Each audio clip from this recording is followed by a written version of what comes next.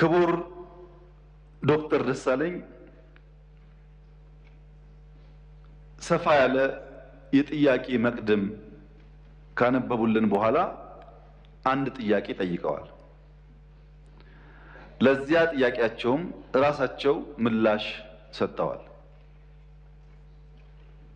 ጠይቀው ስለመለሱ እንዲሁ ማለፍ ይቻላል። ነገር ግን ለሳቸው ክብር ለዚህ ምክር ቤትም ክብር ሲባል አንዳንዶቹን ነገሮች በግርድፉ አንስቼ አልፋለሁ። አንደኛ ይሄን ጦር ሰባቂ መንግስት በዚህ ልክ ክሪቲሳይዝ ሲያደርጉት ህዝብ እንዳይወጣ፣ እንዳይገባ፣ እንዳይማር፣ እንዳያርስ፣ ማዳበሪያ እንዳይወስድ ያደረገውን ኃይል ምን ነው አላየኸውም አልሰማውም አሉት። በህዝብ መሰብሰቢያ በእርሶ ከተማ ቦምብ ንጹሃን ሰዎች የሚንቀሳቀሱበት ቦታ ላይ የሚያፈነዳን ኃይል ምን ነው ዝም አሉት? ሽማግሌ ላስታርቅ ብሎ ሲሄድ ቄሶች፣ አሮጊቶች በንብርክክ የሚያስኬደውን ከኢትዮጵያ ባህል ውጭ የሚገለውን ኃይል ምን ነው አላቅህም አሉት። ከሁሉ ደግሞ የገረመኝ በእርሶና በእርሶ ፓርቲ ግንባር ቀደም ተዋናይነት የነበረውን የትግራይ ውጊያ ምን ነው የትግራይ ውጊያ ያሉት? አዝማች አልነበሩ እንደ እርሶ? እነዚህ ሳቢዎች የማያውቁት ሀገር ሄዶ ቁርበት አንጥፉልኝ እንዳለው ስጋ በሊታ ያስመስለዋል። ይሄ ተገቢ አይመስለኝም። በእኛ በኩል ያለውን ክሪቲክስ ችግር የለውም እንፈትሸዋለን።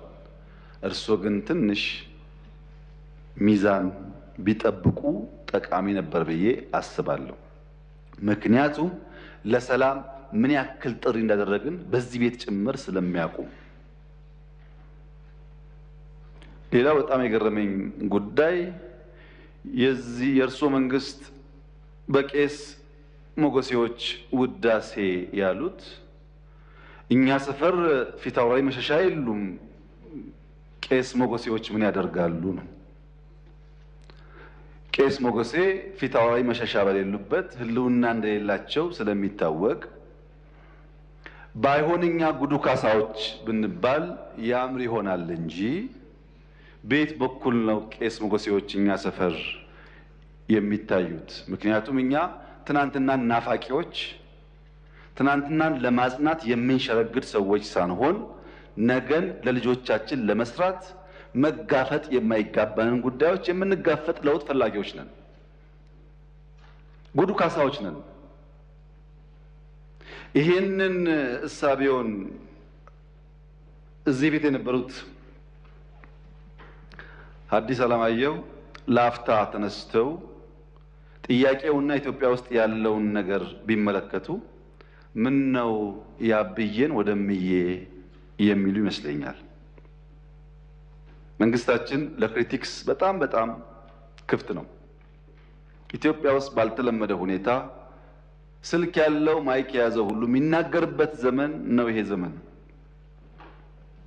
ሐሳብ በመግለጽ ሰው ይታሰራል ላሉት እርሶ እዚህ ፓርላማ አካባቢ ከመቅረቡ በፊት የዚህ ፓርላማ አባል ነበርኩ ነኝ።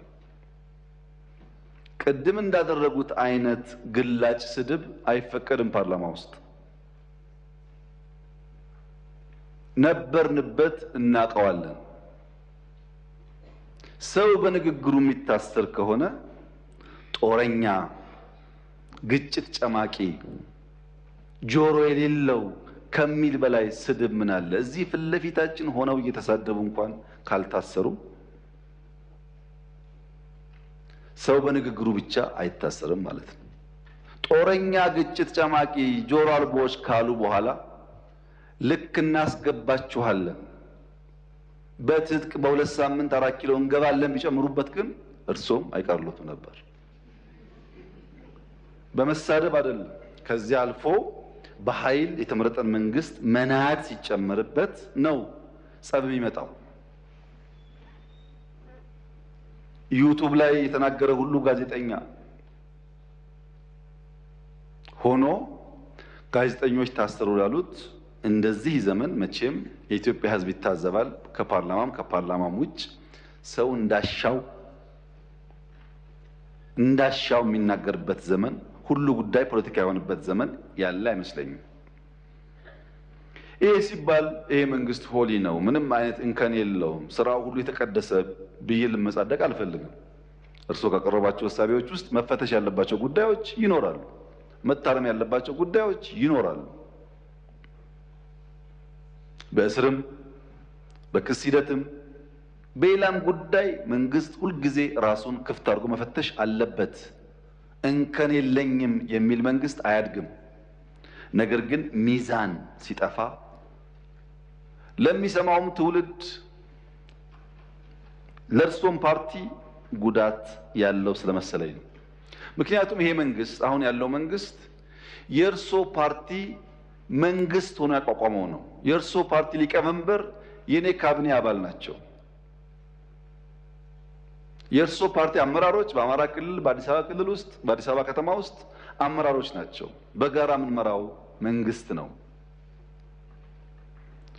እናንተም ስላላችሁ እኛም ስላለንበት ሰዎችም ስለሆን ስንፍናዎች ይኖራሉ፣ ድካሞች ይኖራሉ፣ መታረም የሚገባቸው ጉዳዮች ይኖራሉ። ለምሳሌ ጦርነት በሚመለከት ወደ ኋላ መለስ ብለው የኢትዮጵያን የ100 ዓመት ታሪክ ይመልከቱ።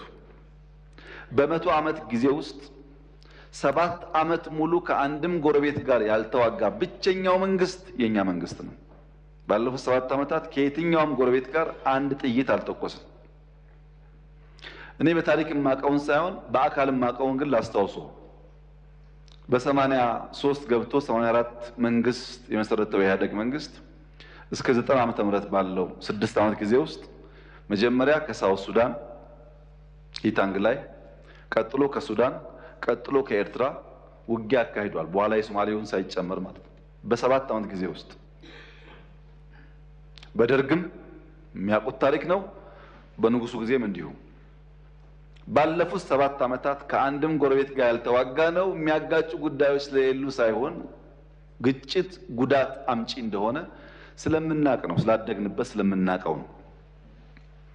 በሀገር ውስጥ ቤኒሻንጉል ጋር ታጣቂዎች በሰላም ተደራድረን አላስገባንም። ይሄ አይታወቅም፣ ለምክር ቤት አያውቀውም። ኦሮሚያ ውስጥ በጣም በርካታ ሴክቶች እንደገቡ አይታወቅም። በአማራ ክልል ባለፉት 2-3 ቀናት ብቻ ከ70 በላይ ሰዎች በሰላማዊ መንገድ ገብተዋል። 2-3 ቀን ብቻ። በአፋር ክልል፣ በሶማሌ ክልል በርካታ የሰላም ድርድሮች ተካሂደዋል። ለዚህ ነው መጠነኛ ለውጥ መሻሻሎች ያሉት።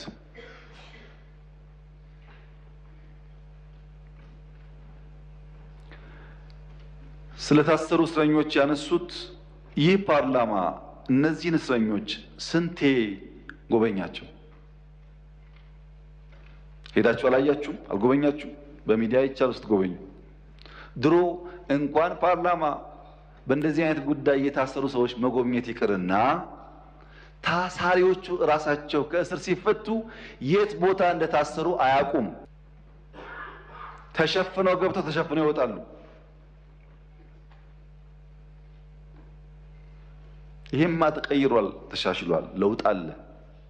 የሚቀር ነገር አለ? አዎ አለ። ጀማሪዎች ስለሆን ማረም አለብን፣ ግን ለውድድር የሚቀርብ አይደለም። ብልጽግና በየትኛው መመዘኛ ከኢህአዴግ ጋር አይወዳደርም። በአደረጃጀቱ፣ በእሳቤው፣ በተግባሩ፣ በሚመራበት መርህ ለውድድር የሚቀርብ አይደለም። ይሄን ለእናንተ መንገር ለቀባሪ ማብራት ያህል ስለሆነ አልፈልገውም። እኛ ተመርጠን ሳለ ሙሉ በሙሉ ብቻችንን መንግስት መሆን ስንችል በህግም በሞራል የለም ለሰላማችን ሲባል ከሚፎካከሩ ኃይሎች ጋር በጋራ መንግስት እንፍጠር ያልነው ሰላም ፍለጋ ነው። ሰላም ፍለጋ ነው። የታጠቀ ኃይሉ በነፃ ይግባ ሳይጠየቅ ይግባ ብለን ያወጅነው ሰላም ፍለጋ ነው። በየመድረኩ ሰላም ሰላም ሰላም እንለውም የሰላም ፋይዳ ስለሚገባ ነው። ኢንክሉሲቭ ናሽናል ዲያሎግ ኢትዮጵያ ውስጥ ሲለመን የከረመ አጀንዳ ነው። ጠቃሚ ነው። በሺህ የሚቆጠር ሰው ያለውን ማንኛውም ሐሳብ በነፃነት እያነሳበት ያለ አውድ ነው።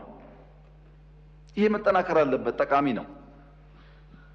በአንድ በኩል ችግር አለ፣ ህገ መንግስቱ ይቀደድ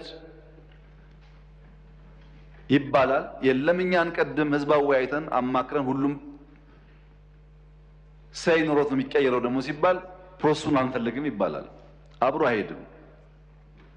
ለምሳሌ ከፍትህ ስራ ጋር ተያይዞ የተነሳው በአንድ በኩል ክስ አቅርባችሁ ክሱ ተጓተተ ይባላል። የኛ ስራ ወንጀለኛ ላልነው ሰው ክስ ማቅረብ ነው። መልሰን ፍርድ የምናስፈርድ ከሆነ የሚታሰበው የቼክ ኤንድ ባላንስ ጉዳይ ጠፋ ማለት ነው። ባይከሰሱ ሳይከሰሱ ታሰሩ ይባላል። ታስረው ከተከሰሱ ግን መንግስት ሚናውን እየተወጣ እንዳለ ቢወሰድ ጥሩ ይመስለኛል። ይሄ ሆኖ ነፃነት ለማስተዳደር ችግር አለ። ዲሞክራሲን፣ ነፃነትን፣ ህግን በቅጡ ልምምድ ስላልነበረን አሁን እንቸገራለን። ለዚያም መንግስት መታገስ ይኖርበታል። በብዙ ባለፈው ፓርላማ ላይ ድርድር እያካሄድን ነው ከተቃዋሚዎች ጋር ብያችሁ ነበር። ከኦነጎችም አማራ ክልል አካባቢ ካሉ የሚንቀሳቀሱ ኃይሎችም ድርድሮች ነበሩ። በነገራችን ላይ በአማራም በኦሮሚያም በየትኛውም ጎጥ ያለ የጎበዝ አለቃ በየትኛውም ጎጥ ያለ በግራም በቀኝ ይደራደራል። እኔ አይደለሁም እሱ ነው ይላል እንጂ ሲወጣ ይደራደራል፣ ሽማግሌ ይልካል። ልክ እኔ ካልኩ በኋላ ግን የሚደራደረው ኤክስ ነው፣ መደራደር ተገቢ አይደለም ብሎ የሚዘምተው ደግሞ ራሱ የሚደራደረው አካል ነው።